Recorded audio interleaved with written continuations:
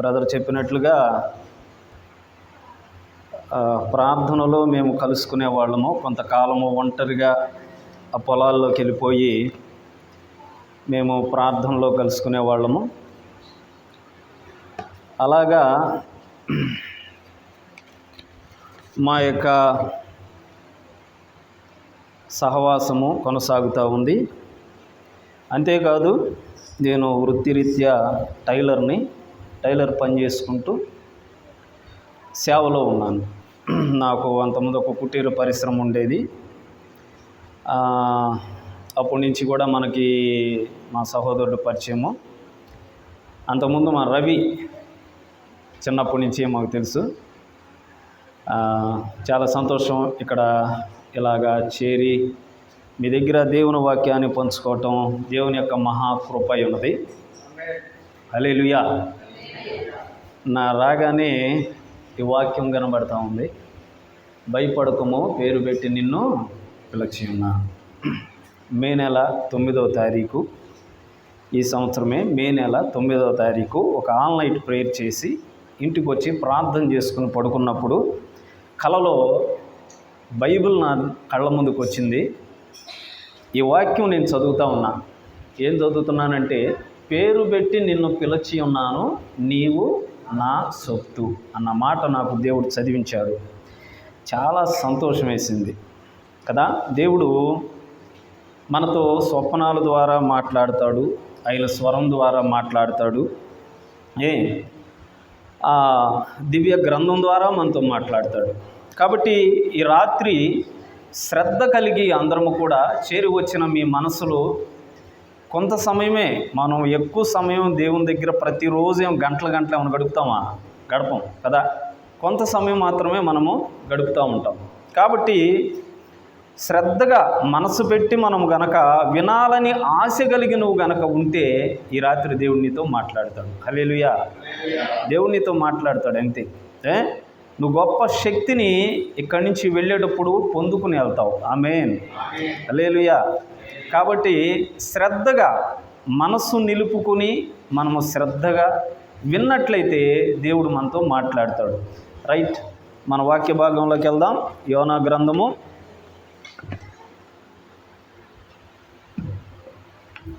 'యోనా' వెళ్దాం. తీసారా? నేనే తీయలేదంటారా? మంచిది. 2వ అధ్యాయము. నిన్న మీరు 1వ అధ్యాయం మీద ధ్యానం చేసుకున్నారు. 2వ అధ్యాయంలో మనము ధ్యానం చేసుకుందాం. 1వ వచనము. ఆ మత్స్యము కడుపులో నుండి యోనా యెహోవాకు ఇలాగూ ప్రార్థించాను. చిన్న ప్రార్థన. దయగలిగిన తండ్రి, మీకు స్తోత్రాలు, వందనాలు తెలియజేస్తున్నాం. ఇంతవరకు ఆరాధనలో తోడుగా ఉన్నందుకు వందనాలు నాయన. తీసుకొచ్చిన ప్రతి బిడ్డను బట్టి మీ స్తోత్రాలు. నన్ను కూడా క్షేమకరంగా తీసుకొచ్చారు, మీకు వందనాలు నాయన.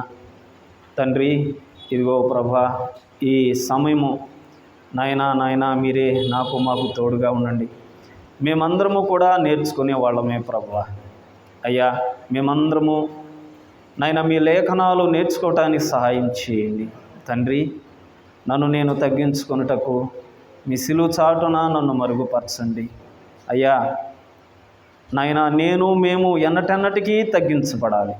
యేసయ్యా, మా కొరకు ప్రాణం పెట్టిన దేవా, నీ నామం మాత్రమే పైకెత్తబడాలని వేడుకుంటూ సహాయం చేసి నీ నామానికి మహిమ తెచ్చుకోమని యేసు నామమున ప్రార్థన చేస్తున్నాము తండ్రి. ఆమేన్. రైట్, మనము పరిశీలన చేద్దాం. దేవుని వాక్యంలోకి మనము వెళ్ళినట్లయితే, యోనా గురించి మీకు మరి పాస్టర్ గారు మీకు తెలియజేస్తుంటారు. యోనా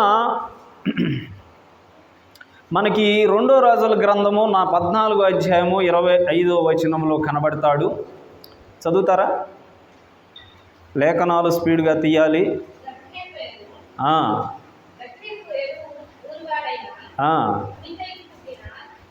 ఎవరికి పుట్టినా? అమితయ్యకు పుట్టిన తన సేవకుడైన యోనాను ప్రవక్త.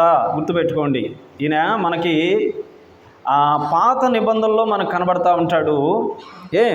రాజుల ఆ గ్రంథంలో మనకు కనబడతా ఉంటాడు. అయితే యూదులు వారి యొక్క విశ్వాసం ఏంటంటే ఇతను సారెపతు విధవరాలి యొక్క కుమారుడని నమ్ముతారు. ఎవరు కుమారుడు? విధవరాలు కుమారుడని నమ్ముతారు. యోనా అతనేనని వారు నమ్ముతారు. అది ఒక నమ్మకము. కాబట్టి యోనా ఒక ప్రవక్త. అంటే చూడండి, దేవుడు చాలామందిని ప్రవక్తల్ని వాడుకుంటాడు, పరిచారకుల్ని వాడుకుంటాడు, రాజుల్ని వాడుకుంటాడు, అనేక మందిని సామాన్యులను కూడా ఆయన వాడుకుంటూ ఉంటాడు. అయితే యోనా ఒక ప్రత్యేకమైన ఒక విధానము కనబడతా ఉంటుంది. యేసు ప్రభువారు కూడా యోనాని జ్ఞాపకం చేసుకుంటూ ఉంటాడు. యేసు ప్రభువారు కూడా యోనాని జ్ఞాపకం చేసుకుంటాడు. ఎందుకంటే యేసు ప్రభువారి యొక్క ఆయన యొక్క ఆ పునరుద్ధానము గురించి, ఆ 3వ దినమున ఆ లెగవటము గురించి ఆ యోనాలో ఆ యొక్క ప్రవచనం అనేది ముందుగానే మనకు కనబడతా ఉంటుంది.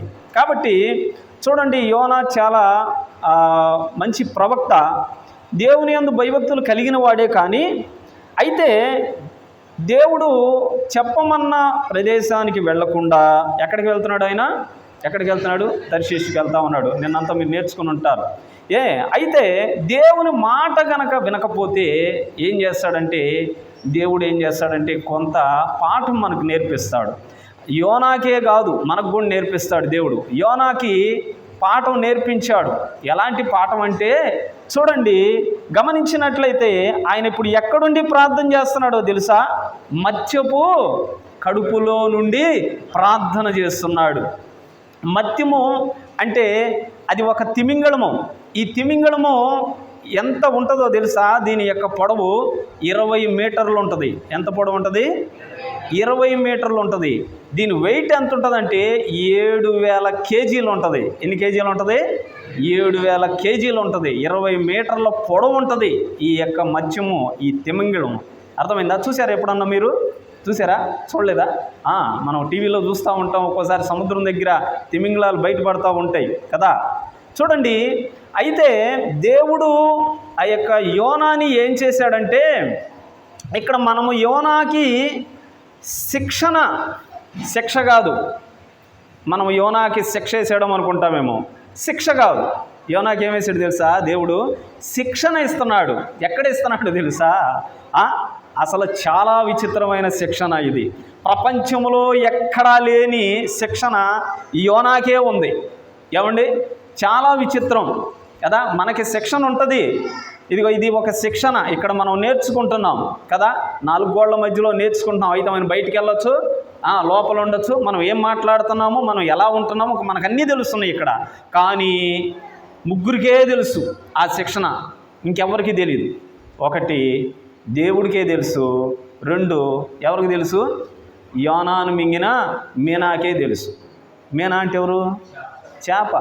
చేపను ఏమంటాం మనం? మీనా అంటాం. యోనాని మింగిన మీనాకే తెలుసు, ఆ యోనాకే తెలుసు. అర్థమైందా? ఇంకెవరికి తెలియదు ఈ రహస్యమైన ప్రార్థన. దాని యొక్క కడుపులో, మీనా యొక్క కడుపులో, కాసేపు మీనా అని మాట్లాడుకుందాం. చేపని మీనా యొక్క కడుపులో ప్రార్థన చేసుకోవడానికి దేవుడు యోనాని ఎట్టా ఉపయోగించుకున్నాడంటే, దాని కడుపులో, దాని పొట్ట భాగంలో ఎవరికి వినపడకుండా మత్తయి సువార్తలో కనుక ప్రభు అంటాడు కదా, మీరు ప్రార్థన చేసుకున్నప్పుడు రహస్యమందు నీ తండ్రి చూచున్నట్లుగా నువ్వు లోపలికి వెళ్ళి తలుపులేసుకుని రహస్యమందు చూచుతున్న నీ తండ్రికి ప్రార్థన చెయ్యి అన్నాడా లేదా? చూడండి, ఆ ప్రార్థన మొట్టమొదటిగా ఎక్కడ చేశాడంటే యోనా మీనా కడుపులో చేశాడు. దేవుని స్తోత్రం, హల్లెలూయా. 4 గోడల మధ్యలో ఒంటరిగా ఎప్పుడన్నా ఏకాంతంగా చేసుకున్నావా? నువ్వు ప్రార్థన చేసుకున్నావా? ఎప్పుడన్నా ఏకాంతంగా చేసుకున్నావా? దేవుడితో ఏకాంతంగా ప్రార్థన చేసుకోవాలండి. ఏకాంతంగా ప్రార్థన చేసుకుంటే దేవుడు నీతో మాట్లాడతాడు. అర్థమైందా? దేవుని ఆలోచనలు నీకు తెలియజేస్తాడు. నువ్వు ఎలాంటి తప్పులు చేస్తున్నావో, నువ్వు రాంగ్ రూట్లో వెళ్తున్నావో, మంచి రూట్లో వెళ్తున్నావో, నువ్వు ఒంటరిగా ఉన్నప్పుడు ప్రార్థన చేసుకున్నప్పుడు మాత్రమే నీకు తెలుస్తుంది. అర్థమైందా? అర్థమైందా? నీ ఒంటరి జీవితము ఎలా గడుపుతున్నావో అదే నిజమైన జీవితము, గుర్తుపెట్టుకోండి. నీ ఒంటరిగా ఉండి నువ్వు ఏదైతే దేవునితో గడుపుతున్నావా, సెల్ ఫోన్తో గడుపుతున్నావా, ఇంకేదైనా లోకంతో గడుపుతున్నావా, అదే నిజమైన జీవితం, గుర్తుపెట్టుకోండి. అయితే నువ్వు ఒంటరిగా దేవునితో గనక గడిపితే నువ్వు ధన్యుడు. హల్లెలూయా. ఈ అనుభవం ఉందా మీకు? ఒంటరిగా ప్రార్థన చేసుకోవటం, తలుపులు వేసుకుని ఎవ్వరికి తెలియకుండా ఒక రోజంతా ఎప్పుడైనా గడిపారా అన్న వాళ్ళు చేతులు ఎత్తండి. ఒంటరిగా దేవుని స్తోత్రం, దేవుడు మిమ్మల్ని దీవించును గాక. ఏమండి, ఎప్పుడు చేయలేదా మీరు అలాగా? కొత్తగా ఉందా? సరే చూడండి, ఇక్కడ శిక్షణ ఇస్తున్నాడు. ఎవరికి? యోనాకి శిక్షణ ఇస్తున్నాడు. ఎక్కడో తెలుసా? సముద్ర భూగర్భంలో ఇస్తున్నాడు. అక్కడ ఎక్కడ కాదు, మీనా పొడుపులో ఇస్తున్న 4 గోడల మధ్యలో. ప్రపంచానికి ఎవరికీ తెలియదు ఆయన ఎక్కడున్నాడు. సముద్రంలో పడ్డాడు, చేపలు తినేసి యోనా చనిపోయాడు అనుకున్నారు వాడవాళ్ళంతా. కానీ యోనాలో ఉన్న గొప్పతనం ఏంటంటే, యోనా నేను తప్పు చేశాను అని తను తగ్గించుకున్నాడు. గుర్తుపెట్టుకోండి పాయింట్. నేను తప్పు చేశాను, ఈ ప్రళయము ఇంతగా రావటానికి కారణము ఎవరు? నేనే కాబట్టి నన్ను ఎత్తి ఎక్కడేయమన్నాడు? సముద్రంలో వేయమన్నాడు. చూడండి, ఒక్కడి వల్లే వస్తాయి సమస్యలు. చాలా కుటుంబాల్లో ఒక్కడి వల్లే వస్తాయి. ఇప్పుడు యవన బిడ్డల వల్ల వస్తున్నాయి కుటుంబాల్లో సమస్యలు కదా. ఆ యవన పిల్లలు, ఆడపిల్లలను బట్టి వస్తున్నాయి సమస్యలు. ఒక్కడి వల్లే కుటుంబం అంతా కూడా గందరగోళం అయిపోయింది. ఒక్కడి వల్లే బంధువులంతా గలిబిలైపోతారు. ఆ ఒక్కడి వల్లే సమాజం అంతా కూడా గలిబిలైపోద్ది. ఒక్కడు చాలు సమాజాన్ని నాశనం చేయటానికి. ఏదో అంటారు కదా, తాను చెడు కోతి వనమంతా చెడగొట్టిద్దంట. అట్లాగా చూడండి, ఇక్కడైతే యోనా తాను తగ్గించుకుని నా వల్ల వచ్చింది ఈ శిక్ష, నాకు అర్థమైపోయింది, నా వల్లే వచ్చింది ఈ శిక్ష. అయితే నన్ను ఇక్కడ ఉంటే మీకు క్షేమం కాదు, నన్ను బట్టి మీరందరూ కూడా ఏమైపోతారు? చచ్చిపోతారు. అర్థమైందా? యోనా మనసును జ్ఞాపకం చేసుకోండి. నా వల్ల మీకు శిక్ష వచ్చింది, నన్ను బట్టి మీరందరూ కూడా ఏమవుతారు? చచ్చిపోతారు. కాబట్టి నేనే చనిపోతాను, నన్ను ఎత్తి సముద్రంలో వేయండి అని త్యాగం చేశాడు. అర్థమైందా? ఆ మనస్సును జ్ఞాపకం చేసుకున్నాడు దేవుడు. గుర్తుపెట్టుకోండి, ఆ మనస్సుని జ్ఞాపకం చేసుకున్నాడు దేవుడు. జ్ఞాపకం చేసుకుని ఆజ్ఞ ఇచ్చాడు. ఎవరికి ఇచ్చాడు ఆజ్ఞ? మీనాకి ఆజ్ఞ ఇచ్చాడు. అబ్బాయి కొంచెం లోపడ్డాడు, మీనా శిక్షణ ఇవ్వాలి, కొంచెం లైన్లో పెట్టాలి, యోనాని శిక్షణ ఇవ్వాలి, లాభం లేదని చెప్పేసి పంపించాడు. చక్కగా అది మింగేసి లోపలికి పెట్టుకుంది. చూడండి, ఆయన వల్ల ఆ మత్యానికి 3 రోజులు ఏమి లేదు, ఆహారం లేదు. నిన్ను బట్టి కుటుంబంలో అందరికీ తిండి ఉండదు నాయన. యవనస్తులారా గమనిస్తున్నారా? మిమ్మల్ని బట్టి మీ క్షేమంగా ఉంటారా? మీ తల్లి అసలు నిద్రపోయిద్దా? బిడ్డ బయటికి వెళ్తే ఇంటికి వచ్చిందాకా ఆ తండ్రికి ఎంత టెన్షన్ పడతా ఉంటాడు. మీ వల్ల ఎన్ని కుటుంబాల్లో నెమ్మది లేని పరిస్థితులు, అన్నం తిని రాత్రులు గడుపుంటుందో ఆ తల్లి కదా. చూడండి, ఇక్కడ చివరికి దేవుడు మీనా ఆ యొక్క చేప పాపం అది కూడా ఆహారం లేకుండా 3 రోజులు పస్తుందండి. అయితే చూడండి, దేవుడు శిక్షణ ఇస్తున్నాడు ఇక్కడ. ఈ శిక్షణ నీకు నాకు అవసరమై ఉంది. హల్లెలూయా. నీకు నాకు అవసరమై ఉంది, అందుకే మనం నేర్చుకుంటున్నాం. చూడండి, ఈ యొక్క 2వ వచనాన్ని మనము గనక ధ్యానం చేస్తున్నాం. 2వ వచనం చదవండి.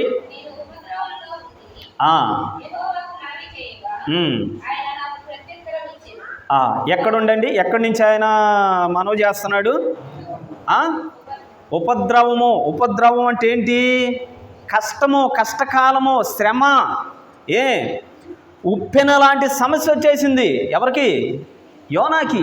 ఉప్పెన, భయంకరమైన ఉప్పెన లాంటి సమస్య. అది మామూలు చిన్న చితక సమస్య కాదు.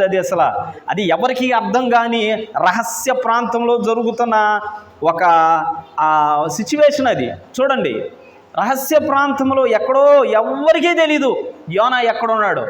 అర్థమైందా? ఒక ఒక ఒక ప్రత్యేకమైన శిక్షణ ఇస్తూ ఉన్నాడు. చూడండి యోనాకి ఆయన ఆ కష్టకాలంలో ప్రార్థన చేస్తూ ఉన్నాడు. చూడండి దేవుని వాక్యాన్ని మనం జ్ఞాపకం చేసుకున్నట్టయితే 119వ కీర్తన, క్షమించండి 116వ కీర్తన చూద్దాం. 116వ కీర్తన 3వ వచనం 3 నుంచి 6 వరకు చదువుదాం. 3 నుంచి 6 ఏంటంట? మరణ బంధకములు నన్ను చుట్టుకొని ఉన్నాయి. అమ్మా చదువు. శ్రమయు నాకు కలిగెను. అప్పుడు యెహోవా దయచేసి నా ప్రాణమును విడిపింపుమని యెహోవా నామమును బట్టి నేను మొరపెట్టి తిని. చాలు. చూడండి ఇక్కడ వచ్చిన కష్టానికి యోనా చేస్తున్న ప్రార్థన, దావీదు తన జీవితంలో చేస్తున్న ప్రార్థన, భక్తులు చేస్తున్న ప్రార్థన, ప్రాణాంతకము మన మీదకి వచ్చింది. వచ్చినప్పుడు మనం ఏం చేయాలి చెప్పండి? ప్రార్థన చేయాలి. ప్రార్థన చాలా ప్రాముఖ్యమైనది. క్రైస్తవుడికి ఏది ఉన్నా లేకపోయినా గుర్తుపెట్టుకోండి, ఒకవేళ నీకు వాక్చాతుర్యము నీకు చేత కాకపోయినా, వాక్యం అంతగా తెలియకపోయినా, పాటలంతగా నువ్వు అందముగా పాడకపోయినా ఏముండాలో తెలుసా? నీకేముండాలో తెలుసా? ప్రార్థన ఉండాలి. అర్థమైందా? ప్రార్థన గనక నీ జీవితంలో ఉంటే నువ్వు విజయుడివే. అర్థమైందా? అమ్మా ఇటు చూడాలి.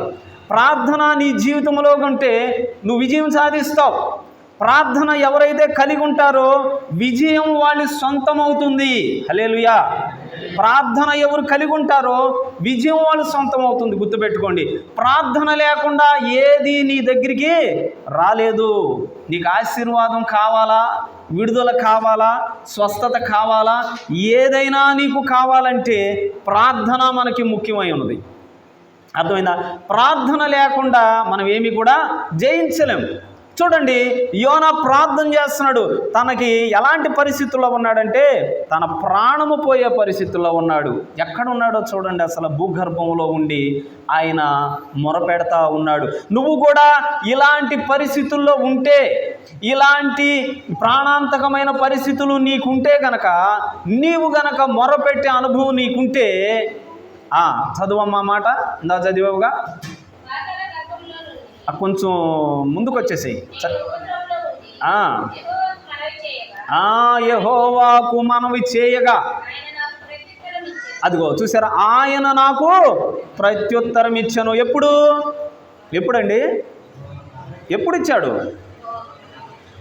ప్రార్థన చేసినప్పుడు ఆయన విన్నాడు, ప్రత్యుత్తరము నీకు ఇస్తాడు. చూడండి ఇక్కడ ప్రార్థన చేస్తున్నాడు. ఏమని ప్రార్థన చేస్తున్నాడు చూడండి. అదే మనం ఒకసారి చూసినట్లయితే ఈ ప్రార్థన 6వ వచనం కూడా చదువమ్మా. 5 నుంచి 6 వరకు చదువు. 116 3 నుంచి 6 వరకు.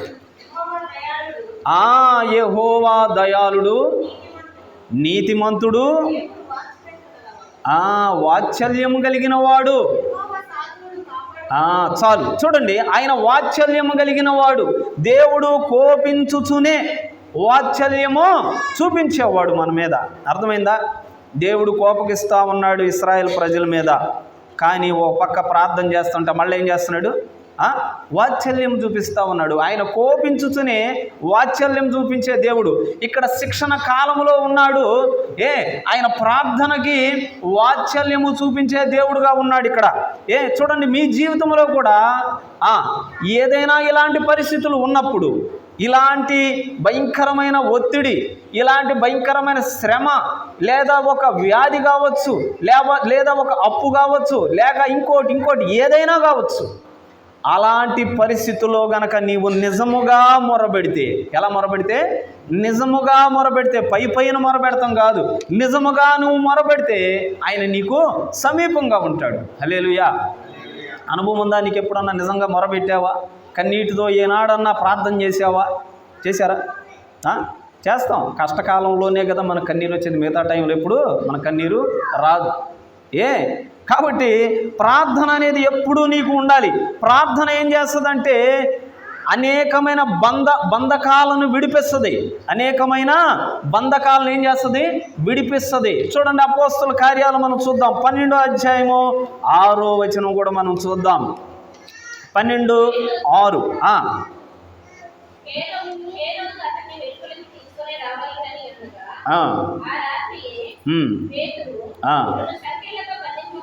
రెండు సంకెళ్లతో బంధింపబడి నిద్రించుచుండెను. బంధకాలతో చూడండి నిద్రిస్తూ ఉన్నాడు పేతురు. మరియు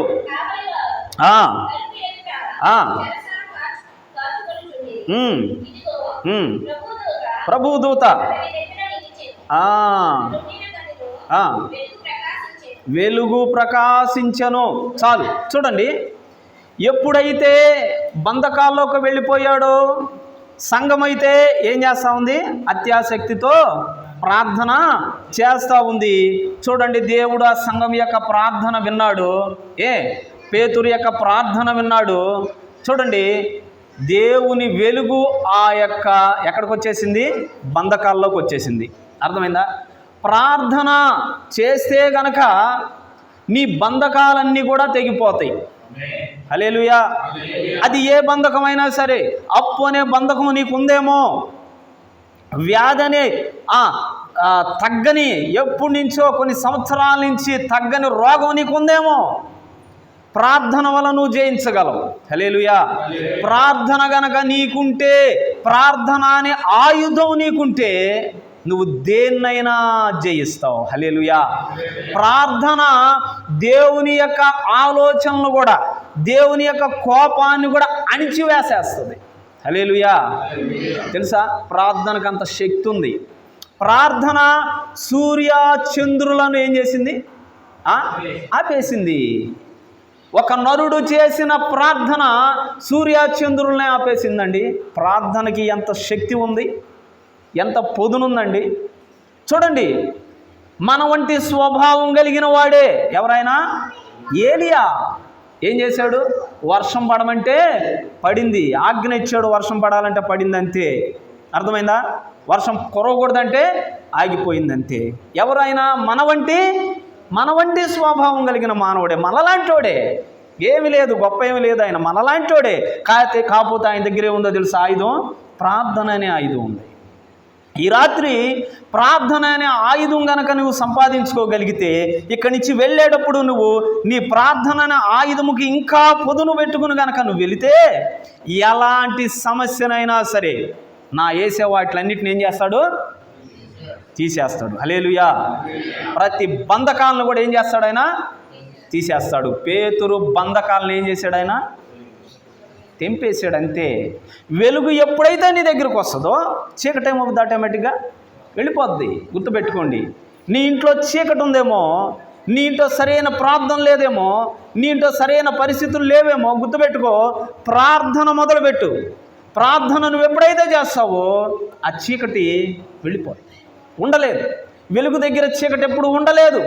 వెలుగుకి చీకటికి సంబంధం అసలు కుదరదు. ప్రార్థన అనే వెలుగు నువ్వు ఈ రాత్రి సంపాదించుకుంటే నువ్వు ధన్యురాలువు, ధన్యుడు. మనమందరము కూడా ధన్యులు అయిపోతాం. హల్లెలూయా. చూడండి, ఇక్కడ మనం గమనించినట్లయితే మనం ఒక్కసారి చూద్దాము. యోబు గ్రంథము 5వ అధ్యాయము 7వ వచనము. ఎందుకు దేవుడు మనకి శిక్షణ ఇస్తున్నాడు? యోబు గ్రంథము 5వ అధ్యాయము 7వ వచనము చదవాలి స్పీడ్గా. నిప్పు రవ్వలు పైకి ఎగురునట్లు. దేనికి పుడుతున్నారంట నరులు? శ్రమానుభవంకే, శ్రమలు పొందటానికే పుడుతున్నారు నరులు. అయితే చాలు చూడండి, అసలు మానవుడు దేనికి పుడుతున్నాడు? పుట్టిన కానించి మనం అనుకుంటాం, నేను పుట్టిన కానించి అన్ని శ్రమలేనయ్యా నా జీవితంలో, అనుకోవట్లేదా? ఏమండి, లేవా? పుట్టిన కాని చూస్తున్నానయ్యా అన్ని శ్రమలే. మా నాన్నకి శ్రమలే, మా అమ్మకి శ్రమలే, నాకు శ్రమలే, ఎన్నో ఇబ్బందులు మాకు కలుగుతూ ఉన్నాయి. పుట్టిన కానించి మాకు శ్రమలే కలుగుతూ ఉన్నాయి. శ్రమల కోసమే పుట్టామా? అయితే చూడండి, భక్తుడు ఏమంటున్నాడు? 119వ కీర్తన 119వ కీర్తన 67వ వచనం చదువుదాం. భక్తుడు ఏమంటున్నాడో చూద్దాం. 119:67.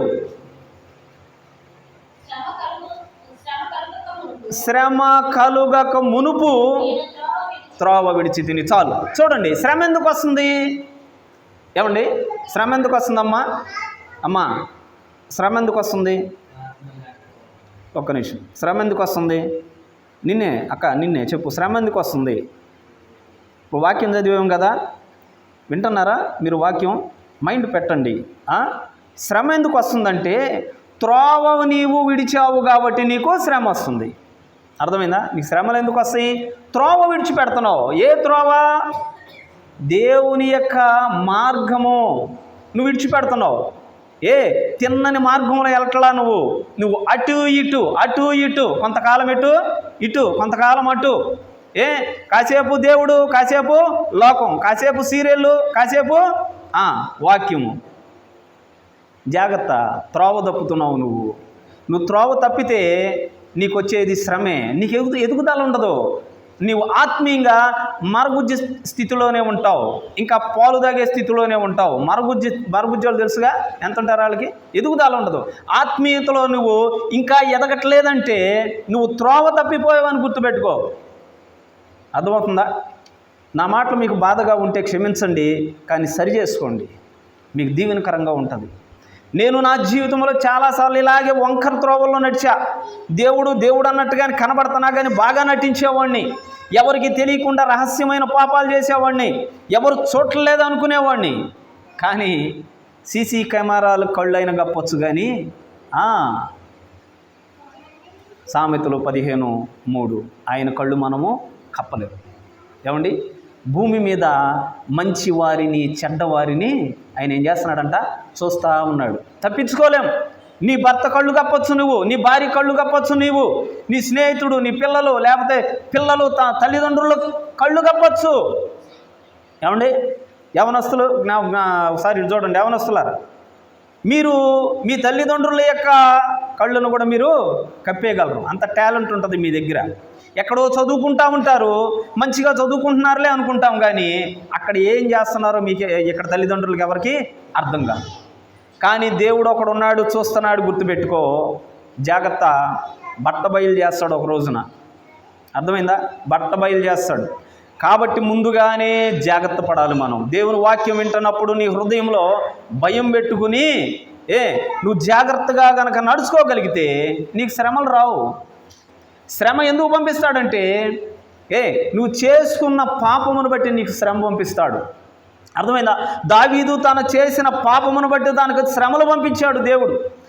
బైబిల్ గ్రంథంలో చాలామంది ఉన్నారు అట్లాగా. మనం చెప్పుకుంటా పోతే నీ జీవితంలో కూడా శ్రమలు అనుభవిస్తున్నావు అంటే జాగ్రత్త, ఎక్కడో నీవు త్రోవ తప్పావేమో జ్ఞాపకం చేసుకో. శ్రమ కలగక మునుపు ఏమయ్యాడంట? త్రోవ తప్పి తిని అంటున్నాడు. త్రోవ తప్పావు నువ్వు, అందుకనే నీకు శ్రమ కలుగుతుంది. త్రోవ తప్పాడు కాబట్టే ఇప్పుడు యోనాకి ఏం కలిగింది? శ్రమ కలిగింది. శిక్షణ కాలం మొదలైంది ఆయనకి. అర్థమైందా? నీకు కూడా శిక్షణ కాలం మొదలైంది. జాగ్రత్త. అవసరమా? అట్లాంటి శిక్షణ మనకు అవసరం అంటావా? అట్లాంటి శ్రమలు మనకు కావాలా? కోరుకుంటారు ఎవరైనా శ్రమలు? కోరుకోరు, కానీ కొంతమంది కోరుకుంటారండి. అలాంటి భక్తులు కూడా ఉన్నారు, తెలుసా? చూడండి, అదే వాక్యం 119వ కీర్తన 71 చదవండి.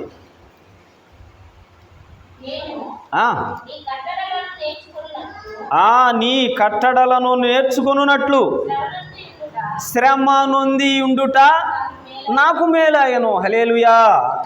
నీకు శ్రమలు వస్తున్నాయి అంటే నువ్వు నీతిగా ఉన్నా, నువ్వు యథార్థంగా ఉన్నా, నువ్వు మంచిగా ఉన్నా, నీకు గనక శ్రమ వస్తుంది అంటే అది నీకు మేలు. హల్లెలూయా. గుర్తుపెట్టుకో, నా శ్రమగా అనిపించలేదే అన్నాడు పౌలు గారు. అర్థమైందా? చూడండి, అది నీకు మేలు. ఒక శ్రమ వచ్చిందనుకోండి, గుర్తుపెట్టుకోండి, ఎప్పుడు భయపడమాకండి. శ్రమ వెనక ఏం దాగుందో తెలుసా? నీతిమంతుడికి ఆశీర్వాదం దాగుంది. హల్లెలూయా. ఒక శ్రమ వస్తుంది నీ దగ్గరికి, నువ్వు నీతిగానే ఉన్నావు, యథార్థంగానే ఉన్నావు, శ్రమ నీ దగ్గరికి వచ్చింది. ఎందుకో తెలుసా? శ్రమ ఎందుకు పంపిస్తాడంటే దేవుడు నిన్ను దీవించటానికి. నిన్ను ఇంకొక మెట్టు ఎక్కించడానికి శ్రమ పంపిస్తాడు నీ దగ్గరికి. గుర్తుపెట్టుకోండి, ఆయన చిత్తం లేకుండా నీ దగ్గరికి శ్రమ రాదు. అర్థమైందా? ఆయన ఆజ్ఞ లేకుండా సాతానుడు నీ దగ్గరికి రాడు. సౌలు దగ్గరికి ఎక్కడి నుంచి వచ్చిందండి దురాత్మ? దేవుని యొద్ద నుండి సౌలు దగ్గరికి దురాత్మ ఒకటి వచ్చాను. అర్థమైందా? దేవుని యొద్ద దేవుడు పంపించకపోతే దురాత్మ నీ దగ్గరికి రాదు, శ్రమ నీ దగ్గరికి రాదు. అంటే ఈ శ్రమ ఎందుకు వచ్చింది నీకు అర్థం అవ్వాలి. అర్థమైందా? నువ్వు త్రోవ తప్పితే వచ్చిందా, లేదు నేను నీతిగా ఉంటే దేవుడు ఈ శ్రమ పెట్టాడా, ఇందును బట్టి నాకు ఏదో ఒక పాఠం నేర్పిస్తున్నాడా, లేకపోతే ఈ శ్రమ వెనక ఏదో ఒక ఆశీర్వాదం దాగుందేమో అని నువ్వు జ్ఞాపకం చేసుకోవాలి. హల్లెలూయా. అలా గనక నువ్వు జ్ఞాపకం చేసుకుంటే నువ్వు ధన్యుడు, ధన్యురాలు. అర్థమైందా? శ్రమ వచ్చినప్పుడు పారిపోవద్దు, శ్రమ వచ్చినప్పుడు భయపడొద్దు, శ్రమ వచ్చినప్పుడు నీవు డీలా పడిపోవద్దు. శ్రమ వచ్చినప్పుడు ఒకటే చెయ్యి. ఏం చేస్తావు? ప్రార్థన. ప్రార్థన, ఇంకేమీ లేదు. ప్రార్థన ఏమో ఆయుధం మనకి. మనం ఏం చేయగలం? ప్రార్థన సమస్తమును మార్చగలదు. అవునా కదా? మార్చదా అండి? దేన్నైనా మారుస్తుంది. హల్లెలూయా. 2018లో నేను ఒక లోన్ తీసుకున్నా. లోను ₹1,00,000 లోను కుటీర పరిశ్రమ మీద తీసుకున్నా. చూడండి, 3 నెలలు కట్టలేకపోయా, నా అసమర్థత. ఇంకోటి ఏంటంటే ఆ టైంలో అది ఒక పెద్ద సమస్యగా మారిపోయింది. అది ఏదో 1.5 2 కోట్లు ఏదో స్కామ్ జరిగి పెద్ద ఇదైపోయి అందరూ కట్టడం ఎగ్గొట్టేశారు, నా బోటోళ్ళు అందరూ కూడా. కానీ నా అంతరంగంలో మాత్రం ఒక యుద్ధం జరుగుతూ ఉంది. ఎందుకంటే మనము తీసుకున్నాము అప్పు, అది గవర్నమెంట్దైనా ఎవరిదైనా కానీ తిరిగి మనం చెల్లించాలి కదా, వాళ్ళు అడగట్లేదు కదా అని మనం గమ్ముకుంటే సరిపోయిద్దా? దేవుడు చూస్తున్నాడు కదా. నాకు భయం వేస్తూ ఉంది. నాకు పరిశుద్ధాత్మ దేవుడు జ్ఞాపకం చేస్తున్నాడు 1 సంవత్సరం నుంచి. నేను ఆ విషయమై ప్రార్థన చేస్తున్నా, ప్రభువా ఇప్పుడే గనక నాకు ఆ యొక్క లోన్ కట్టమంటే నేను ఎక్కడి నుంచి తెచ్చి కట్టేది ప్రభువా? వాళ్ళు ఎంతైనా వేస్తారు, 2 లక్షలు వేస్తారు, 3 లక్షలు అయినా వేస్తారు, చచ్చినట్టు కట్టాలి. సరే ₹1,00,000 కట్టు అంటారు, ఎక్కడి నుంచి తెచ్చిస్తాం?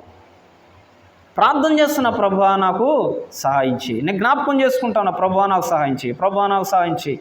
నాయనా నేను ఎవరికి అచ్చి ఉండకూడదు ప్రభా, నేను ఎవరికి అప్పు ఉండకూడదు ప్రభా, నా చేతులు ఇచ్చే చేతులుగా దీవించు ప్రభా అని ప్రార్థన చేసుకుంటా ఉన్నాను. ప్రియులారా, 1 నెల క్రితం ఒక ఫోన్ వచ్చింది.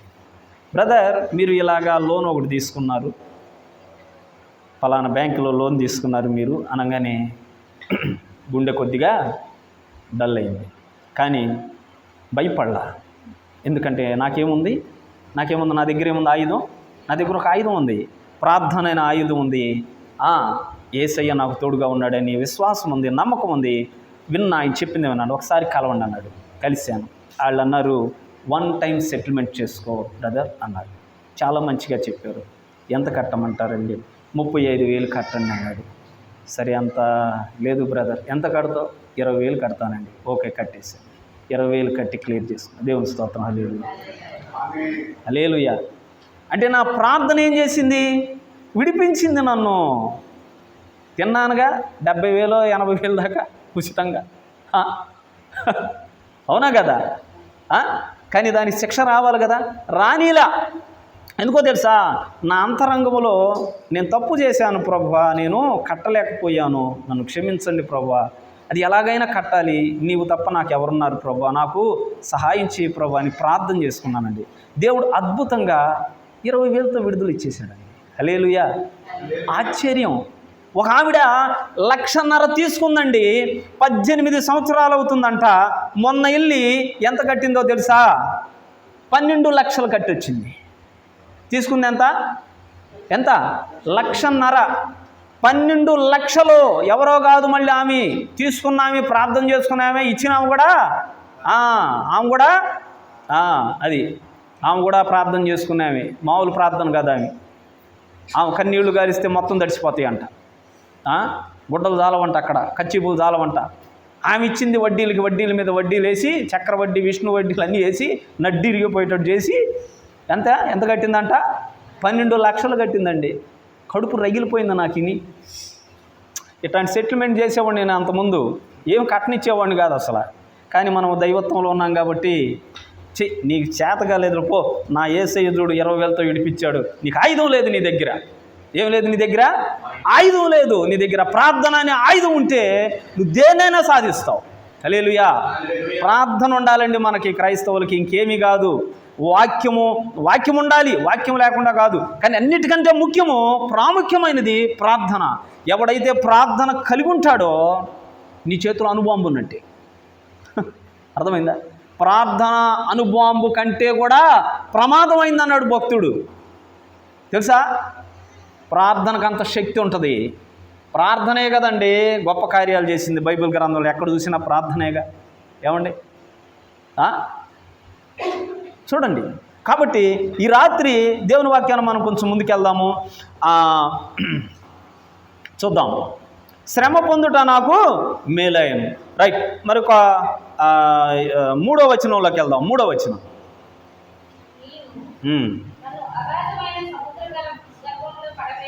అగాధమైన సముద్ర గర్భములో పడవేసి ఉన్నాడు, ప్రవాహములు నన్ను చుట్టుకొని ఉన్నవి. చాలు చూడండి. ప్రవాహములు నన్ను చుట్టుకొని ఉన్నవి.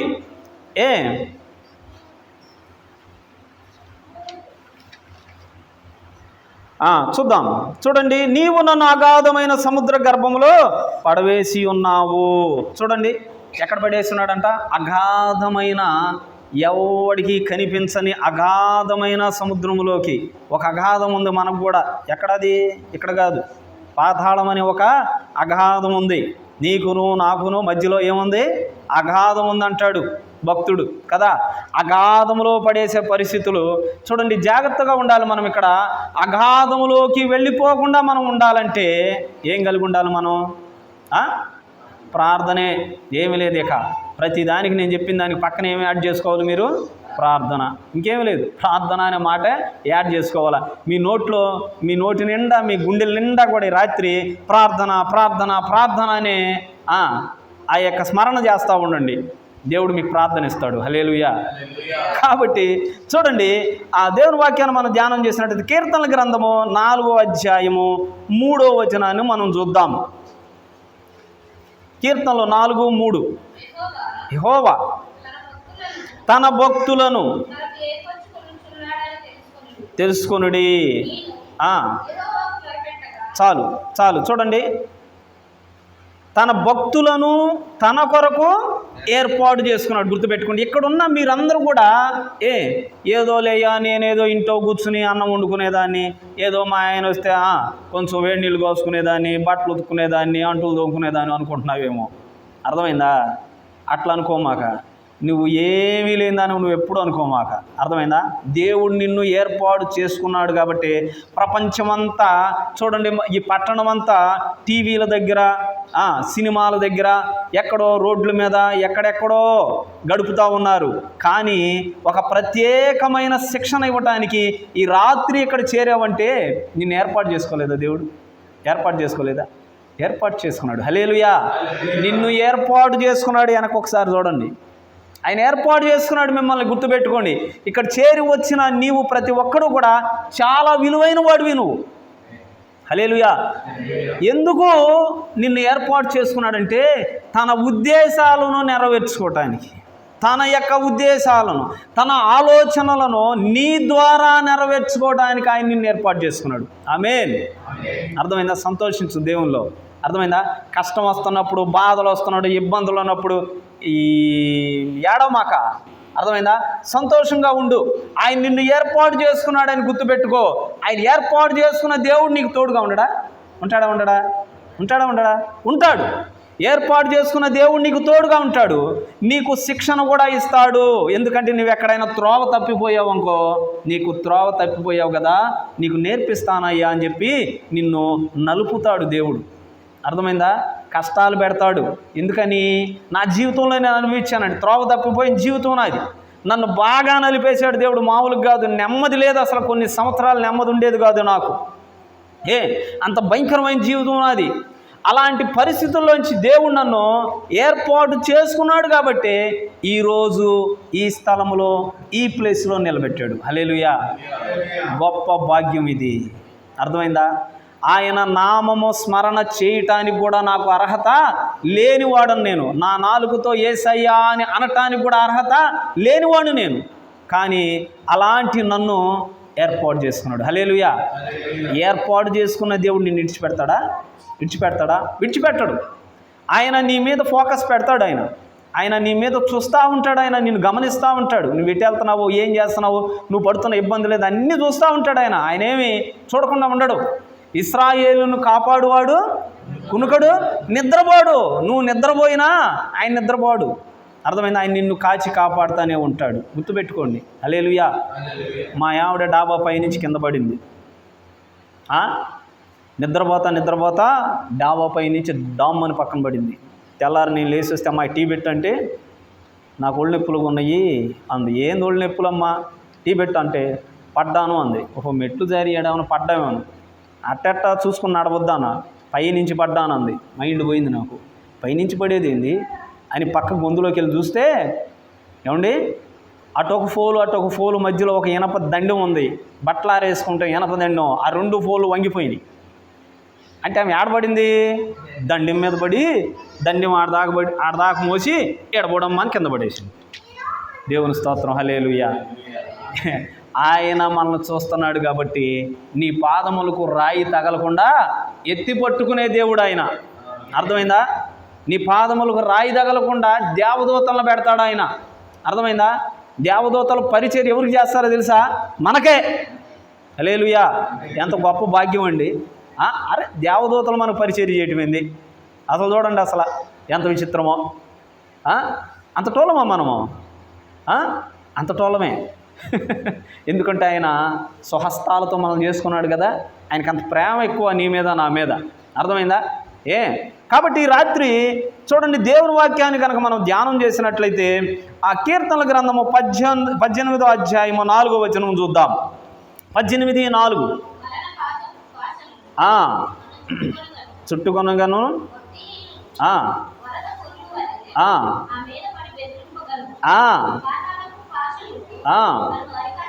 అరిగట్టగను మరణపు ఉరులు నన్ను ఆవరింపగను. నా శ్రమలో నేను యెహోవాకు మొరపెట్టి తిని. చాలు. చూసారా, ఎలాంటి పరిస్థితి ఉన్నా ఇక్కడ కూడా ఆయన ఏం చేస్తున్నాడు? నేను యెహోవాకు మొరపెట్టి తిని. ఇప్పుడు యోనా చేస్తున్న పని అదే, ఇంకేమి లేదు. 3 రోజు ఫుల్ ఫాస్టింగ్ ప్రేయర్ చేస్తున్నారు. 2 చేస్తున్నారు, మామూలు కాదు వాళ్ళు ఇద్దరు. ఎవరు వాళ్ళు? మీనా, యోనా. 2 చేస్తున్నారు ఫాస్టింగ్ ప్రేయర్. మీనా, యోనా ఇద్దరు ఫాస్టింగ్ ప్రేయర్ అయిపోయింది. ఆమె కూడా ప్రార్థన చెందింది. అయ్యా నాకు ఆకలి అవుతుంది, నేను గనక లోపల యాసిడ్స్ కనుక వదిలేను అనుకో కరిగిపోతాడు ఈ యోనా. బాబు ఎంత దూరం నేను ఈదుకుంటా పోవాలని పాపం తర్షీషు నుంచి అది ఎంతకాలం అది సముద్రంలో పడి ఈదుకుంటా పోయి చూడండి దానికి ఎంత బాధ. 3 రోజులు దాని బాధ అంతా ఇంత కాదు. కానీ అక్కడుండి ఆయన మొరపెడతా ఉన్నాడు. కాబట్టి చూడండి, శ్రమలో మనం మొరపెట్టాలి. ఇక్కడ కూడా యోనా చేస్తుంది ఏంటంటే శ్రమలో మొరపెట్టేవాడుగా ఉన్నాడు. చూడండి, అదే యోనా 2:4 చదువుదాం, స్పీడ్కి వెళ్ళిపోదాం మనం. నీ సన్నిధిలో నుండి వెలివేయబడినట్లు. చాలు. చూడండి, నీ సన్నిధిలో నుండి నన్ను వెలివేయబడినట్లుగా అక్కడ ఉన్నాడు. చూడండి, అయ్యా నీ సన్నిధిలోంచి నన్ను వెలివేసినట్టుగా ఉంది నా పరిస్థితి. అయినా కానీ నేను మరలా నీ సన్నిధి చూడాలయ్యా అని ప్రార్థన చేసుకుంటున్నాడు. చూడండి, మన 51వ కీర్తనలోకి కూడా మనం ఒకసారి వెళ్దాం. దావీదు కూడా ఒక ప్రార్థన చేస్తున్నాడు. 51వ కీర్తన చదవండి. 51వ కీర్తన 11వ వచనం చదువుదాం.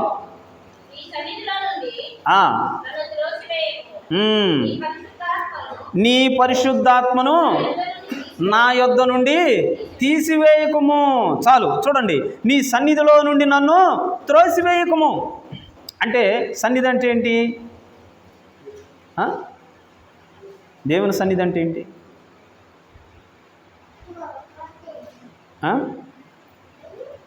మనం కాదు, నీ సన్నిధి. నీ సన్నిధిలో నుండి నన్ను త్రోసివేయకమంటే ఏంటి?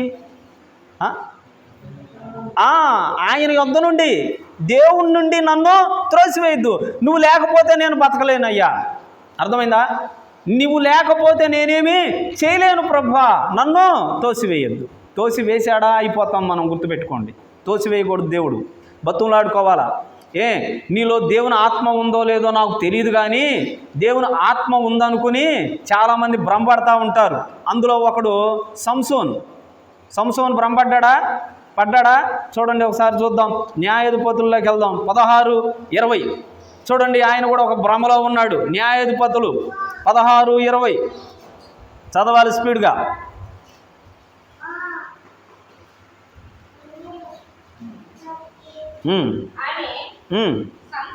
సంసోను, ఫిలిస్తీయులు నీ మీద పడుచున్నారనగా అతడు నిద్ర మేలుకుని ఎప్పటి వలె విరజిమ్ముకుందాం అనుకున్నాడు. అయితే యెహోవా, అదిగో చూసారా, అయితే యెహోవా తనను ఎడబాసినని అర్థం కాల. అర్థమైందా? విరజిమ్ముకున్నాడంట. ఎప్పటి వలె ఆత్మతో నింపబడి ఉన్నాను, నేను దేన్నైనా జయిస్తాను అనుకున్నాడు. త్రోవ తప్పాడు. విరజిమ్ముకున్నాడంట. లేచి ఎవడరా వచ్చింది మీ అంత చూస్తాను లేచాడంట. ఏం లేదు, అయిపోయింది. ఏం చేశారు? అందరూ వచ్చి పట్టుకున్నట్టుగా కట్టిపడేశారు అంతే. ఏమండి? ఏ చూపులు అయితే మోహపు చూపులు చూశాడో ఆ 2 కళ్ళు ఏం చేశారు? వాళ్ళు పీకేశారు. జాగ్రత్త, యవన కాలంలో మోహపు చూపులు చూస్తున్నావేమో, జాగ్రత్త. 2 కళ్ళు తీస్తాడు దేవుడు కదా, జాగ్రత్తగా ఉండాలి. ఈ సంసోను దేవుడు ఎడబాసిన సంగతి సంసోనికి అర్థం కాల. చూడండి, దేవుని ఆత్మతో నింపబడ్డాను అనుకుంటున్నాడు, కానీ ఏమైందంటే దేవుడు ఏమైపోయాడు? ఆయన సంసోను దగ్గర నుంచి పరిశుద్ధాత్మ వెళ్ళిపోయాడు. పరిశుద్ధాత్మ వెళ్ళిపోయాడు. చూడండి, మరొక లేఖనాన్ని కూడా మనం చూద్దాము. దేవుని వాక్యాన్ని మనం ధ్యానం చేద్దాం. అదే సమూయేలు గ్రంథము, మొదటి సమూయేలు గ్రంథము 16వ అధ్యాయము 14వ వచనం చదువుదాం. ఒకళ్ళు మొదటి సమూయేలు 28వ అధ్యాయము 15-16 తీయండి. ఒకళ్ళు 16 అధ్యాయం తీయండి, ఒకళ్ళు 28వ అధ్యాయం తీయండి. స్పీడ్కి వెళ్ళిపోదాం, చదవాలి. మొదటి సమూయేలు 16-14. యెహోవా ఆత్మ సౌలును విడిచిపోయి యెహోవా యొద్ద నుండి దురాత్మ ఒకటి వచ్చింది. చాలు. చూడండి, ఇక్కడ సౌలు దగ్గర కూడా ఏమైంది? ఆత్మ పోయింది. లేడు పరిశుద్ధాత్మ. దేవుడు సౌలు దగ్గర లేడు. ఎప్పుడైతే మీ హృదయంలో గనక దేవుని వాక్యము లేకపోతే, దేవుని ఆత్మ గనక లేకపోతే, ప్రార్థన గనక నీకు లేకపోతే, ఖాళీగా ఉన్న హృదయము సాతాను యొక్క కర్మాగారము. ఖాళీగా ఉన్న హృదయము సాతాను యొక్క పరిశ్రమ. వాడు వచ్చి పని మొదలు పెడతాడు. వాడు పోతూ వస్తూ 7 తీసుకొస్తాడు. ఎంతమంది తీసుకొస్తాడు? 7. దేవుని ఆత్మ పోయిందా, 7 దురాత్మలు వస్తాయి నీలోకి. జాగ్రత్త. నేను 7 దురాత్మలు పెట్టినోడిని, నాకు తెలుసు ఆ సంగతి. జాగ్రత్త. దేవుని ఆత్మ నీలోంచి పోయిందంటే 7 దురాత్మలు నీకు వస్తాయి. సౌలు దగ్గరికి దేవుని దగ్గర నుంచి దురాత్మ వచ్చింది. చూడండి, 28వ అధ్యాయము 28, 15-16 చదువమ్మా. దేవుని ఆత్మ లేకపోతే నీకేమీ జరిగిద్దో. నీవెందుకు తొందర పెట్టితవని అడగగా సౌలు, నేను బహు శ్రమలో ఉన్నాను, నా మీదకి యుద్ధము రాగా దేవుడు నన్ను ఎడబాసి ప్రవక్తల ద్వారానైనను స్వప్నముల ద్వారానైనను నాకేమో సెలవు. ఇట్లా చాలు. చూసారా, దేవుడు కనుక ఎడబాస్తే నీకేమీ సెలవు ఇవ్వడు, నీకేమి చేయాలో కూడా తొయ్యదు. నువ్వంతా ఫెయిల్డ్. ఏది చేసినా కానీ నీకు అచ్చిరాదు. దేవుడు ఎడబాసాడంటే నువ్వు నష్టపోతావు. దేవుడే కనుక తోడుంటే, యోసేపుకి దేవుడు తోడుగా ఉన్నాడా లేదా? ఉన్నాడా? ఎక్కడికి వెళ్ళినా కానీ విన్నర్. ఎక్కడికైనా వెళ్ళినా కానీ ఆధిపత్యం అయింది, నాయకత్వం అయింది. జైల్లోకి వెళ్తే జైల్లో నాయకత్వం వహిస్తూ ఉన్నాడు. ఫరో దగ్గరికి వెళ్తే తన ఇంటి మొత్తం మీద అన్నిటి మీద కూడా నాయకత్వం వహిస్తూ ఉన్నాడు. ఎందుకని? దేవుడు యోసేపుకు తోడై ఉన్నాడు. గుర్తుపెట్టుకోండి, దేవుడు గనక నీకు తోడై ఉంటే నువ్వు ఎక్కడికి వెళితే అక్కడ ఏం జరిగిద్ది? ఏం జరిగిద్దండి? నిద్ర వస్తున్నట్టుందా, ఆకలి వస్తున్నట్టుంది మీకు? మంచే జరిగింది కదా. నువ్వు ఏ కుటుంబంలో అడుగు పెడితే ఆ కుటుంబంలో సమాధానం వచ్చింది. కొంతమంది కుటుంబాలకు వెళ్తారండి, వాళ్ళలో దేవుని ఆత్మ ఉండి వెళ్తారో మరి దురాత్మ పెట్టుకుని వెళ్తారో, వాళ్ళు వెళ్ళి వచ్చిన తర్వాత వాళ్ళిద్దరు కొట్టుకుంటారు, కొంపలో మొత్తం కొట్టుకుంటారు. కొట్టుకోరా? చెప్పండి. వచ్చిద్ది, ఏదో ఒక మాట వేసిద్ది, చల్లగా వెళ్ళిపోయిద్ది, అంతే. ఇక వాళ్ళందరూ కొట్టుకుంటారు. ఇదే ఆత్మ, దురాత్మ. అసలు మనం అడుగు పెడితే సమాధానం ఉండాలండి. అక్కడ సమాధానం లేని కాడ సమాధానం రావాలి మనం అడుగు పెడితే. హల్లెలూయా. అర్థమైందా? యోసేపుకు తోడై ఉన్న దేవుడు ఈ రాత్రి మనందరికీ తోడుగా ఉండును గాక. ఆమేన్. కాబట్టి తను ఎడబాసినన్న సంగతి అర్థం కాల. అర్థమైందా? సౌలు అలాగే దెబ్బతిన్నాడు, సంసోను అలాగే దెబ్బతిన్నాడు. చూడండి, చాలామంది ఇలాంటి పరిస్థితుల్లో ఉన్నాం. కాబట్టి ఈ విషయంలో మనం సరి చేసుకోవాలి. చూడండి, దేవుని వాక్యాన్ని ఇంకొంచెం మనం ముందుకెళ్దాము. దేవుని వాక్యాన్ని ధ్యానం చేసుకుందాం. ఎన్నో వచనం మనం చదువుకున్నాం ఇప్పుడు? ఎన్నో వచనమమ్మా? ఎన్ని? 4. 4ఏనా? 5లోకి రావాలి మనం. రైట్. జలములు నన్ను చుట్టుకొని ఉండెను, నన్ను ఆవరించి ఉన్నది. చాలు. చూడండి, దేవుని వాక్యాన్ని మనం కనుక చూసినట్లయితే ఎలాంటి పరిస్థితులు ఉన్నా మనం భయపడాల్సిన అవసరం లేదు. దేవుడు ఒక్కోసారి మనకి శిక్షలు వేస్తూ ఉంటాడు. చూడండి, ద్వితీయోపదేశకాండం 32:22 ఒకళ్ళు తీయండి. అలాగే కీర్తనలు 66:6 ఒకళ్ళు తీయండి. ఒకళ్ళు ద్వితీయోపదేశకాండం 32:22 చదవండి ఫాస్ట్గా. తొందరగా అయితే తొందరగా వదిలిపెడతా.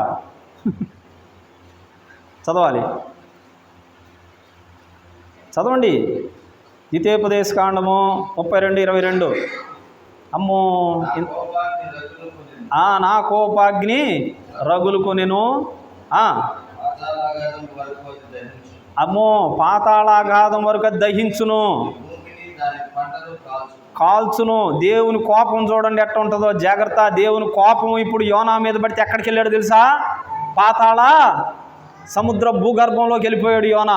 దేవుని కోపం వస్తే అట్లా ఉంటుంది. జాగ్రత్త. దేవుని కోపానికి మనము పాత్రలను కాకూడదండి. చాలా జాగ్రత్తగా మనము. చాలు 66:6 చదువుదాం. కీర్తనలు 66:6.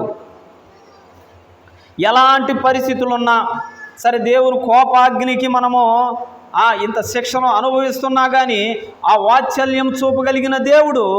చదవండి 66:6. కీర్తనలు 66:6. ఆయన ఏం చేయగలడు? ఆయన సముద్రమును ఎండిన భూమిగా చేయగలిగిన దేవుడు ఆయన. నీ పరిస్థితి ఎలాగున్నా, ముందు ఏమంటారు? ముందు గొయ్యి వెనక, ముందు నుయ్యి వెనక గొయ్య అంటారు కదా. ఇశ్రాయేలు పరిస్థితి అట్టాగే ఉంది. వెనక చూస్తేనేమో శత్రువు ఉన్నాడు, సైన్యంతో రెడీగా ఉన్నాడు. ముందు చూస్తేనేముంది? సముద్రం ఉంది. కానీ ప్రార్థన ఏం చేసిందండి? ఎండిన భూమిలో నడిపించింది. అగాధములో ఆ యొక్క సముద్రాన్ని 2గా పాయలు చేసి నడిపించింది ప్రార్థన. హల్లెలూయా. నీ జీవితంలో ఇలాంటి సముద్రం అంత సమస్య నీకున్నా ఆ ప్రార్థన నిన్నేం చేసిద్దంటే దాన్ని రెండిటిని విడదీసేసి నేను సమాధానంగా నడిపించగలిగిన దేవుడు. హల్లెలూయా. కాబట్టి రాత్రి నీవు ఇలాంటి ప్రార్థన కలిగి ఉండాలని మరి దేవుని పేరట వేడుకుంటున్నాను. 6 యోనా అధ్యాయంలోనే 2:6 చదువుదాం. అయ్యో బాబో, ఇక మరి నేను ఎన్నటికీ ఎక్కి రాకుండా భూమి గడియలు వేయబడ్డాయి అంట. చూడండి, ఎక్కడున్నాడు ఇప్పుడు ఆయన? సముద్ర భూగర్భంలో ఉన్నాడు. భూమి గడియలు వేయబడినట్టుగానే ఉన్నాడు. పాపం ఆయన గడియలు వేసి పడేసాడు, లోపల పెట్టేశాడు, గదిలో పెట్టేశాడు, అంతే. మీనా కడుపులో పెట్టేశాడు, తలుపేసి పడేశాడు, అంతే. ఎక్కడ దాచాడు? సముద్రంలో దాచాడు, ఎవడికి తెలియకుండా. చూసారా ఎలాంటి పరిస్థితుల్లో ఉన్నా? చూడండి, మనం గమనించినట్లయితే దేవుని వాక్యాన్ని మొదటి సమూయేలు గ్రంథము 23వ అధ్యాయము 7వ వచనం చదువుదాం. దావీదు సౌలు విని ఆ పట్టణము యొక్క ద్వారములను అందులో మోయబడి ఉన్నాడంట దావీదు. ఇప్పుడు తెలిసింది సౌలుకి. దేవుడు అతన్ని అప్పగించను అనుకుని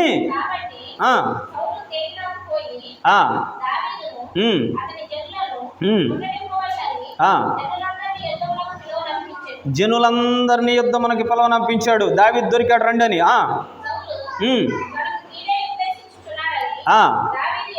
ఎరిగి దావీదు, దేవా యెహోవా నన్ను బట్టి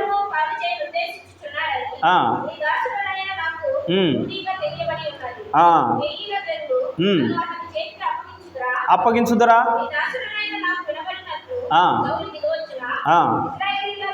దేవా యెహోవా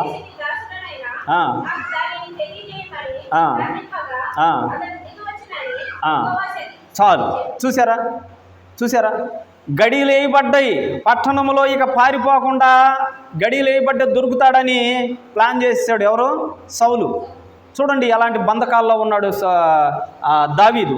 అయితే దావీదు యొక్క ప్రార్థన ఎప్పుడు అతన్ని ఏం చేస్తూ ఉందో తెలుసా? తప్పిస్తూ ఉంది. ఎలాంటి పరిస్థితుల్లో దావీదును తప్పిస్తూ ఉంటాడంటే దేవుడు, చూడండి అదే సమూయేలు గ్రంథము 23వ అధ్యాయము 27వ వచనం కూడా చదువుదాం. 23:27. దూత వచ్చి ఫిలిస్తీన్లు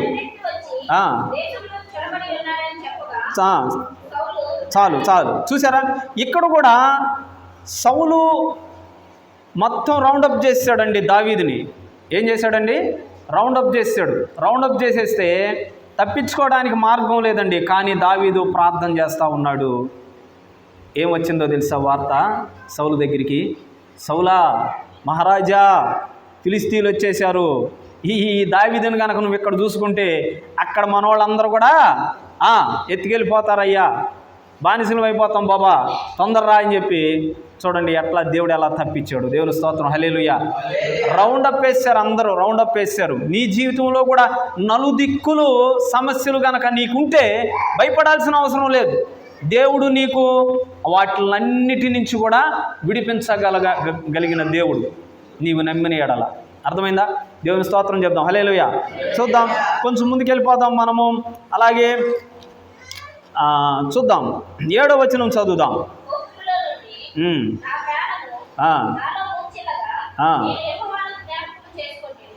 చాలు. ఎప్పుడండి ఎవరిని జ్ఞాపకం చేసుకుంటున్నాడు? యెహోవాను జ్ఞాపకం చేసుకోవాలి. శ్రమల్లో నువ్వు దేవుని జ్ఞాపకం చేసుకోవాలి, మనుషులను జ్ఞాపకం చేసుకోకూడదు ఎప్పుడు. అర్థమైందా? మనం ఆదికాండంలో గనక 40వ అధ్యాయము 14వ వచనంలోకి వెళ్తే ఒకసారి చదవండి. ఆదికాండము 40వ అధ్యాయము 14వ వచనంలోకి వెళ్ళిపోదాం. ఇంకా 3 వచనాలు ఉన్నాయి, తొందరగా ముగిచ్చేస్తాను. ఆదికాండము 40:14. నీకు క్షేమం కలిగినప్పుడు నన్ను జ్ఞాపకం చేసుకోమన్నాడు. ఎవరు? చాలు. ఈ విషయం మీకు అందరికీ తెలుసు.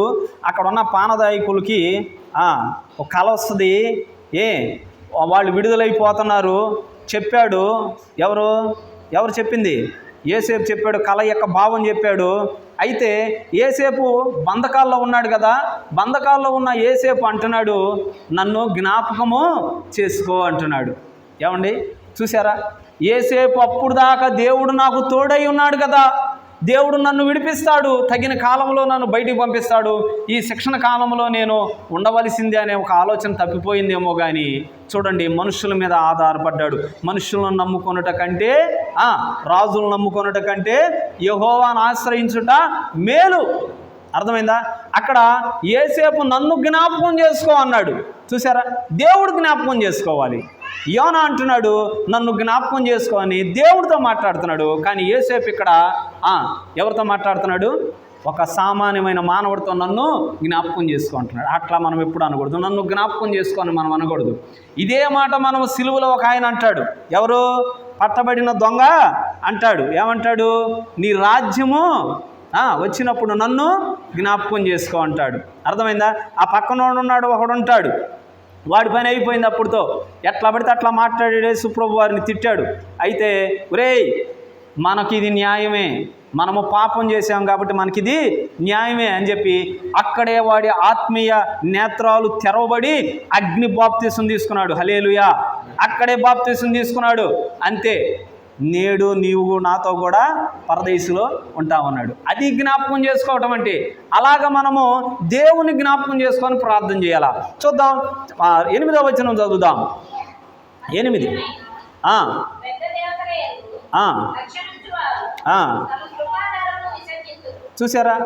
చూసారా వ్యర్థమైన వాటి యందు లక్ష్యముంచేవాళ్ళు దేవుని కృపను పోగొట్టుకుంటారు. చూడండి, అపోస్తుల కార్యాల్లో కనుక మనం చూసినట్లయితే 14:15 అపోస్తుల కార్యాలు 14:15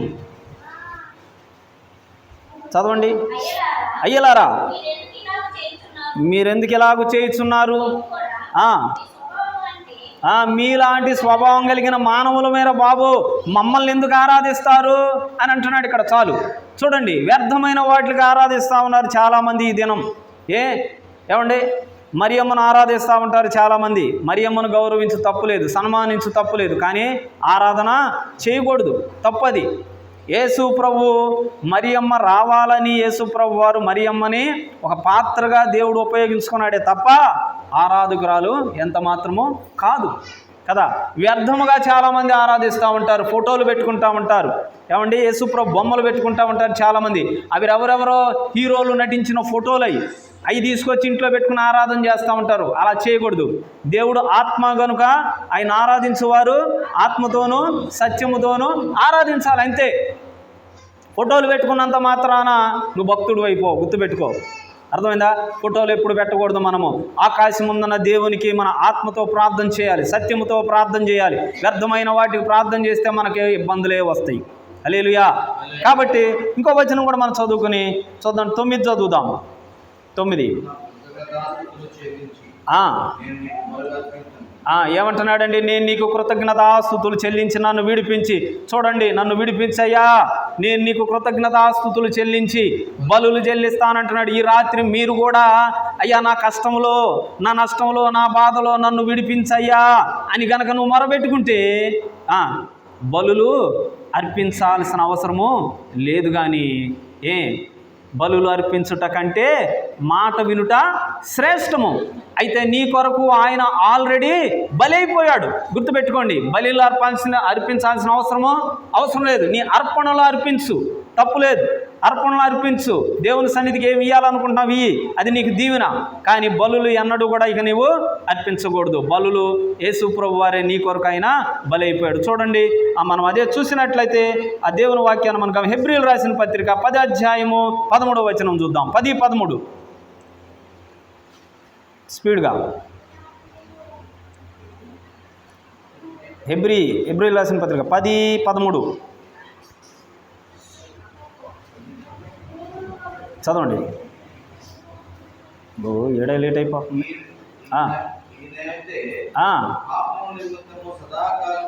చూడండి, సదాకాలము నిలిచి ఉన్న ఒక్క బలినే అర్పించి అప్పటి నుండి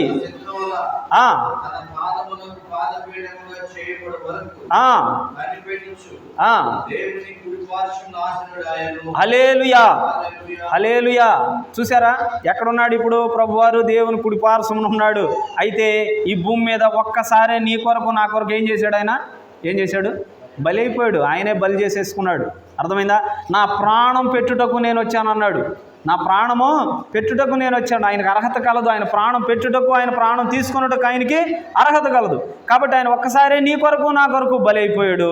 కాబట్టి ఇంక మనం ఎలాంటి బలులు అర్పించాల్సిన అవసరం లేదు. చూద్దాము, చివరి వచనం చదువుదాం. 10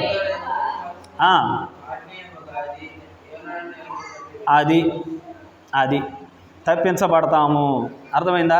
యోనా ప్రార్థన అంట మొదటిగా నుంచి ఎక్కడ దాకా వచ్చాడు? ఇప్పుడు ప్రయాణంలో జరుగుతుంది. తర్షీషు నుంచి ఎక్కడి వరకు? నినివే వరకు జరుగుతున్న గొప్ప యుద్ధం. భూగర్భంలో జరుగుతుంది ఈ యుద్ధం, అంతరంగంలో యుద్ధం, ప్రార్థన. ఇద్దరు నలిగిపోతా ఉన్నారు అక్కడ. యోనా, మీనా ఇద్దరు నలిగిపోయి బాబు నీ ప్రార్థన అయిందా? అయిపోయిందయ్యా. ప్రభువా నన్ను తప్పించు, నేను నీకు కృతజ్ఞతాస్తుతులు చెల్లిస్తానయ్యా, బొల్లు అర్పించుకుంటానయ్యా అన్నాడు. బుద్ధి వచ్చిందా అన్నాడు. వచ్చిందయ్యా అన్నాడు. మీనా కమ్మన్నాడు, అంతే. కక్కు అన్నాడు, కక్కేసింది. ఒడ్డును పడ్డాడు.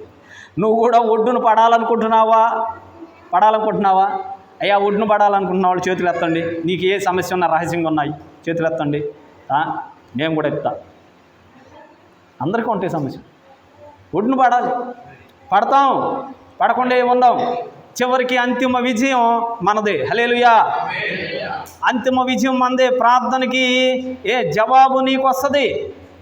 అయితే ఈ రాత్రి నీవు ఈ వాక్యమును దేవుడిచ్చిన ఈ వాక్యముని గుండెల్లో పెట్టుకుని ప్రార్థన ప్రతిదానికి ప్రార్థనే అని గనక నీవు తెలుసుకుంటే నువ్వు అద్భుతమైన విజయాన్ని చూస్తావు. నీకు ఎలాంటి సమస్యలు ఉన్నా విడుదల పొందుకుంటావు.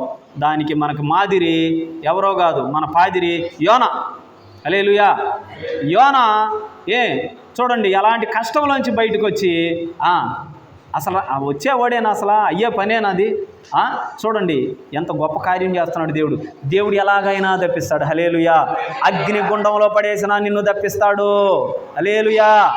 తగలబడిపోతుంది మొత్తం. ఏ పట్టణం అది? లోతున్న పట్టణం ఏంది అది? తగలబడిపోతుంది. తప్పించాడా లేదా? తప్పించాడు. ప్రార్థన. కాబట్టి ఈ రాత్రి నీవు కూడా తప్పించబడాలి అంటే ఈ రీతిగా నువ్వు కూడా ప్రార్థన చేసుకో. నిన్ను నువ్వు తగ్గించుకుని ప్రార్థన చేసుకుంటే దేవుడు నీకు విడుదల ఇస్తాడు. ప్రార్థన చేద్దాం. కళ్ళు మూసుకోండి, అందరూ ప్రార్థన చేద్దాం. కళ్ళు మూసుకోండి.